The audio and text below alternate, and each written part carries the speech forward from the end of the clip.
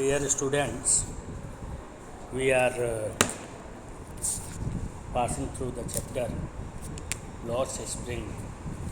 और इस चैप्टर में हम लोगों ने ये पढ़ा था कि जो सविता है वो लड़की जो भी चूड़ियाँ बनाती है, जिसमें हम लोगों ने जाना कि वो लेखिका बताती हैं कि उसे इस चूड़ियों की पवित्रता के बारे में पता भी है कि नहीं, क्योंकि लेखिका के हिसाब से these bangles symbolize an Indian woman's सुहाग, auspiciousness in marriage। यानी कि ये चूड़ियाँ महिलाओं के सुहाग के रूप में जानी जाती हैं। ये विवाह के पवित्रता को दर्शाती हैं और इस पवित्रता के बारे में सविता को कितना पता है, इसके बारे में लेखिका बताती हैं और आगे समझाती हैं कि it will turn on her suddenly one day. एक दिन यह उसके भी सिर पर आएगा, उसके शरीर पर भी इस सुहाग का स्वरूप चढ़ेगा, निश्चित रूप से चढ़ेगा। वो आज भले ही फीके गुलाबी रंग के कपड़े पहन रखी है, but definitely she will just endowed with these beautiful bangles which are just the symbol of auspiciousness. It will dawn on her suddenly one day when her head is draped with a red veil। Well का मतलब आप जानते हैं, घूंघट को कहा जाता है। और लेखिका ये मानती हैं कि एक दिन सविता को भी यह सब कुछ पता चल जाएगा जब उसके सिर पर लाल चुंदरी ओढ़ाई जाएगी। Her hands died red with Hina. उसकी जो हैंड्स हैं उन हैंड्स में हिना लगाई जाएगी, मेहंदी लगाई जाएगी। And red bangles rolled on to her wrist. और उसकी रिस्ट पर, रिस्ट माने आप जानते हैं कलाई होती है, और उसकी कलाई में लाल चूड़ियाँ पहनाई जाएंगी। She will then become a bride. और इतने स्वरूप पा लेने के बाद just after this Savita will become a bride. वह एक दुल्हन बन जाएगी। Like the old women beside her who became one many years ago. बिल्कुल वह वैसी ही दुल्हन जैसी सजेगी किसी दिन, जैसा कि अपने साथ बैठी बूढ़ी औरत जो कि उसके पास बैठी है, जो कि बहुत सालों पहले दुल्हन बनी थी, और दुल्हन बनने के बाद वो आज के डेट में एकदम बुजुर्ग हो गई है। Like the old women beside her who became one many years ago she still has bangles on her wrist. ये बूढ़ी महिला जो उसके बगल में बैठी है, इसके हाथों में, इसके रिस्ट में, इसकी कलाइयों में बैंगल्स तो अभी भी है, but no light in her eyes. लेकिन इसकी आँखों में अब वो चमक नहीं है as just she had some years ago. जैसा कि उसकी आँखों में she had some years ago, जैसा कि उसकी आँखों में चमक पहले हुआ करती थी, अब वो चमक नहीं। आज उस दुल्हन के मुख से क्या निकल रहा है इस गरीबी भरी ज़िंदगी को जीने के बाद? आपने सुना होगा कहते हुए कि हंसों को मिलता धूपवान, भूखे बालक अकुलाते हैं, माँ की आंचल को पकड़ पकड़ जाड़े की रात बिताते हैं।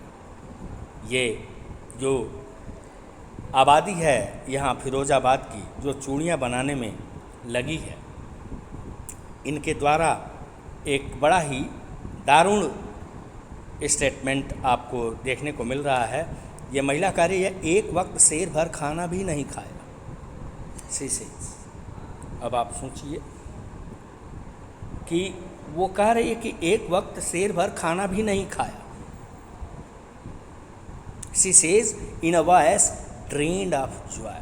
ड्रेन का काम आप जानते ही हैं, निकासी का होता है, वो पानी को निकाल देता है बाहर। तो ड्रेन्ड ऑफ जॉय मतलब बिल्कुल खुशी से रहित होकर वो बड़ी ही दुखद आवाज़ में कहती है कि एक वक्त शेर भर खाना भी नहीं खाया। She has not enjoyed even one full meal in her entire lifetime. Entire माने होता है कंप्लीट, होल। वो अपने पूरे जीवन में just she was not able to have full diet in her life. पूर्ण खुराक उसको प्राप्त नहीं हुई। That's what she has reap. इस चूड़ी बनाने में यही है जो उसने, रीप का मतलब फसल को काटना होता है, मतलब इन रिटर्न आप समझ लीजिए, बदले में, यानी इस व्यवसाय के बदले में यही इसको मिला है कि एक वक्त शेर भर खाना भी खाने को नहीं मिलता। Her husband an old man with a flowing beard, उसका जो हस्बैंड है वो भी बूढ़ा है, उसकी दाढ़ियाँ वहाँ बहती हवाओं के कारण फ्लो कर रही हैं, बिल्कुल हिल रही हैं, और वो कह रहा है कि I know nothing except bangles. Bangles के अलावा मैं कुछ नहीं जानता। All I have done is make a house for the family to live in. और मैंने केवल इतना किया है कि अपने परिवार के रहने के लिए एक घर बना लिया है। अब ज़रा सोच लीजिए, इस बात को देख लीजिए कि all I have done is make a house for the family to live in. Hearing him one wonders, उसको सुनकर तो कोई भी बड़ा ही चकित होगा कि if he has achieved what many have failed in their life time. एक घर बना लिया है, यह इतने गर्व से कह रहा है, इससे ये बात प्रकट होती है, it is clear that he is one of the most hard working fellows who got success just in making house for his family to live in. ये कितनी बड़ी उपलब्धि पा लिया हो कि उसने अपने परिवार के लिए रहने के लिए घर बना लिया। He has a roof over his head, उसके सिर पर छत है। आगे आप देखें इनकी स्थिति। The cry of not having money to do anything except carry on the business of making bangles. अब आप देख लीजिए, चूड़ियाँ बनाने के काम को जारी रखने के अलावा just the cry of not having money to do anything, ये चित्कार, ये इस बात का रोना, किस बात का, ऑफ नॉट हैविंग मनी, कि पैसे नहीं होने का रोना, टू डू एनीथिंग, कुछ भी करने के लिए, except carry on the business of making bangles, सिवाय एक ही काम भर के लिए पैसे किसी तरह से व्यवस्थित हो पाते हैं। किस काम के लिए? कि वो चूड़ियाँ बनाने का बिजनेस कैरी ऑन रहे, वो जारी रहे, यही बस धन व्यवस्थित हो पाता है। इसके अलावा just having nothing to do anything, और कुछ भी करने के लिए इनके पास पैसे नहीं रहते। Not even enough to eat, यहाँ तक कि भरपेट खाने के लिए भी पर्याप्त रुपया नहीं हो पाता। और ऐसी आवाज़, ये कमी, ये व्यथा रिंग्स इन एवरी होम, ये हर घरों में गूंजता है, रिंग करता है पूरी तरह से। रिंग माने बजना, आप जानते हो। ये आवाज़, ये शोर लगभग हर घर से सुनाई पड़ता है। The young man echo the lament of their elders, ये जो युवक हैं वो बिल्कुल उनकी लेमेंट की जो एको है, एको जिसको आप इको बोलते हैं, वो बिल्कुल उनके बड़ों की भांति यही प्रतिध्वनि उन नौजवानों के मुंह से भी सुनने को मिलता है। Little has moved with time, little, a little, the little का प्रयोग आप जानते होंगे, जिसमें लिटिल नहीं के बराबर अर्थ देता है, निगेटिव सेंस देता है। तो समय के साथ with time little has changed, तो आप सीधा यहाँ अर्थ निकालेंगे कि समय के साथ कुछ भी नहीं बदला। इट सिम्स, ऐसा एहसास होता है। कहाँ नहीं बदला? इन फिरोजाबाद। फिरोजाबाद में समय के साथ जैसे कुछ भी नहीं बदला, कुछ भी नहीं बदला।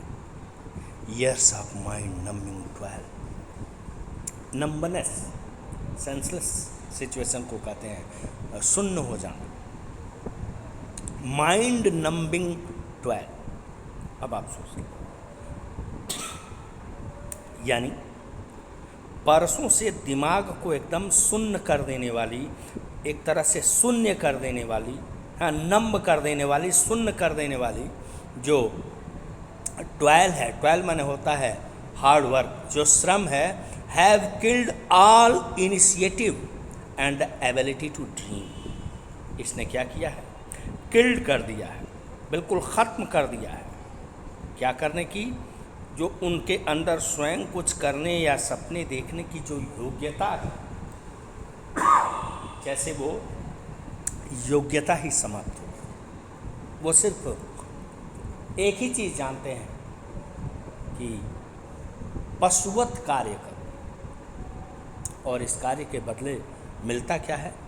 आपने अभी अभी सुना, एक से खाने के लिए भोजन भी नहीं मिलता। इतनी सारी व्यथा को सुनने के बाद जो लेखिका है वो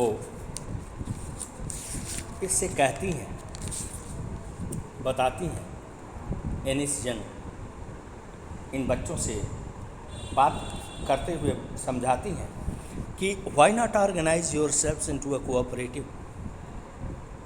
तुम लोग अपने आप को कोऑपरेटिव के रूप में, सहकारी समिति के रूप में संगठित क्यों नहीं कर लेते हो खुद को? I ask group of young man who have fallen into the vicious circle of middlemen who trapped their fathers and forefathers। यानी लेखिका कहती हैं कि उन युवकों से इन्होंने कहा कि आप लोग अपने आप को कोऑपरेटिव में क्यों नहीं संगठित कर लेते? आप लोग इन बिचौलियों के विषम जाल में फंस जाते हैं, और उन्हीं बिचौलियों के जो आपके बाप दादाओं को भी फंसाए थे, ट्रैप किए थे। ट्रैप माने जाल, आप जानते ही होंगे। तो इस जाल से निकलने के लिए उन बिचौलियों से अपने आप को दूर करके just you should organise a cooperative yourself. आपको खुद अपनी एक सहकारी समिति बना लेनी चाहिए। अब जवाब मिलता है कि even if we get organised, कि मैम अगर हम लोग आपस में संगठित हो भी जाएं तो वी आर द वंस, तो हम लोग उन लोगों में से हैं who will be hard up by the police. अगर हम ऐसा करते भी हैं ना, तो समस्या ये है कि पुलिस हमें ही पकड़कर घसीटते हुए ले जाएगी, होल्ड अप करेगी, beaten and drag to jail for doing something illegal, मारेगी, पीटेगी और अवैध कार्य करने के कारण जेल में डाल देगी। जैसे वे बताते हैं। और आगे कहता है बच्चा कि there is no leader among them, no one who could help them see things differently, कि कोई उनका नेता नहीं है जो कि उनका चीज़ों के प्रति नज़रिया बदल सके। Help them see things differently. Their fathers are as tired as they are. उनके पिता की भी हालत वैसी ही है जैसे वे खुद हैं, यानी सब के सब एकदम थक चुके हैं इस व्यवस्था के विरुद्ध कोई जंग छेड़ने के बात को लेकर। वी आर फुल्ली टायर्ड, हम एकदम बेबस और लाचार हैं, थके हुए लोग हैं। They talk endlessly in a spiral that moves poverty to apathy, to greed and to injustice। निर्धनता से भावहीनता, भावहीनता से लालच, और फिर अन्याय के बारे में उनकी कभी न खत्म होने वाली बातें बढ़ती जाती हैं एकदम स्पाइरल वे में। ये इनकी बातें इसी तरह से आगे बढ़ती चली जाती है। यानी ये जो मिडिल मैन है, जो कि इनको पैसे देते हैं कि हाँ तुम चूड़ियाँ बनाओ, ये पुलिस को समझाते हैं, ये पुलिस को उकसाते हैं। कोई अगर इनमें अपने से व्यवस्थित हो करके अपने व्यवसाय को चलाने का प्रयास किया तो ये मिडिलमैन पुलिस को जा कर के भेज देते हैं, उसे पिटवाते हैं। और अगर उनके अंडर में, इन मिडिलमैन के अंडर में ये काम करते हैं तो स्थिति वही हो जाती है कि उनके पैसों को भरने में परेशान रहते हैं। Listening to them I see two distinct mode. और इसीलिए लेखिका ये बता रही हैं कि उनकी बातें सुनने के बाद लेखिका को दो डिस्टिंक्ट वर्ल्ड्स दिखाई देते हैं, दो अलग दुनिया दिखाई देती है। वन ऑफ द फैमिली, पहली वो परिवार जो कि caught in a web of poverty, जो कि गरीबी के वेब में, जाले में बिल्कुल कॉट हो चुकी है, पड़ चुकी है, उलझ चुकी है। Burdened by the stigma of caste in which they are born, जिस जात में वो पैदा हुए हैं उसके स्टिग्मा से, उसके बर्डन से, उसके बोझ से दबने पर बिल्कुल मजबूर हैं। द अदर, और दूसरा जो वर्ल्ड इनको दिखाई दे रहा है, a vicious circle of the sahukars, the middleman, the policeman, the keepers of law, the bureaucrats and the politician. और दूसरी तरफ साहूकारों का यह चक्र, ये मिडिलमैन मध्यस्थ वाले, ये पुलिस वाले, कानून के रक्षक, ये नौकरशाह और राजनीतिज्ञ हैं। Together they have imposed the baggage on the child. ये साहूकार, ये मिडिलमैन, पुलिसमैन, ये ब्यूरोक्रेट्स, ये सब टुगेदर, सब एक साथ मिलकर के they have imposed the baggage on the child. ये सब क्या किए हैं? सभी ने मिलकर बच्चे पर ऐसा ये बर्डन डाल दिया है, ऐसा एक बोझ डाल दिया है,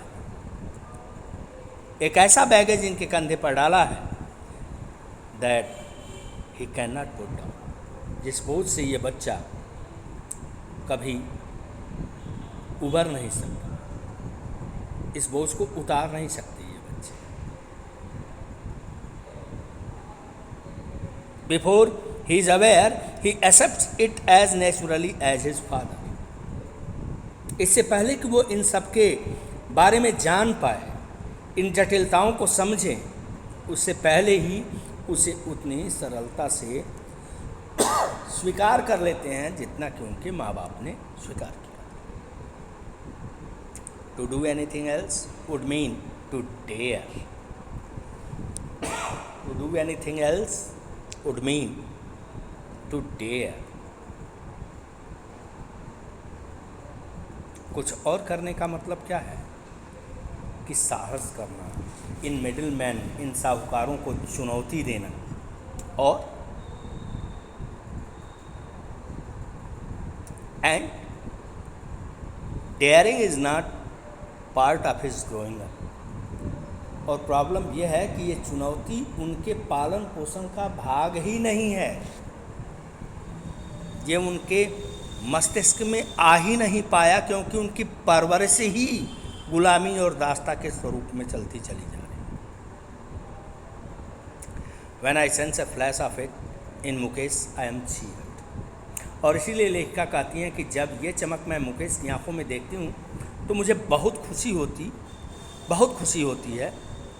जब उन्होंने When I sense a flash of it, जब इससे इतर चुकी मुकेश की चाहत क्या है? मोटर मैकेनिक बनना। और इसलिए ये कह रही हैं कि जब इस फ्लैश को, इस चमक को मैंने महसूस किया, रियलाइज़ किया, देन जस्ट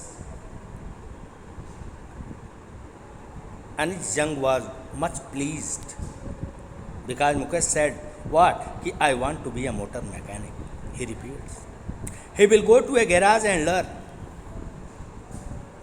वह कहता है कि मैं गैराज जाऊंगा और and learn, and he will learn a lot there because he wants to be a motor mechanic. और आगे वो कहता है कि he will go to a garage and learn, but the garage is a long way from his home. I will walk, he insists. और जब लेखिका ये कहती हैं कि भाई गैराज तो तुम्हारे घर से काफ़ी दूरी पर है, फिर ऐसी स्थिति में कैसे मोटर मैकेनिक बनोगे, कैसे तुम मोटर बनाना सीखोगे, तो वह जिद करते हुए कहता है कि आई विल वॉक, मैं पैदल चला जाऊँगा, बिल्कुल पैदल चला जाऊँगा.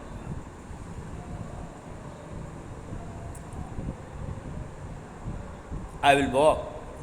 Do you also dream of flying a plane? फिर लेखिका उससे पूछती हैं कि क्या तुम हवाई जहाज़ उड़ाने का सपना भी देखते हो?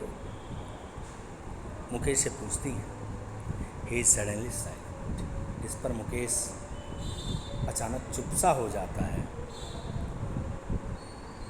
बिल्कुल साइलेंट हो जाता है.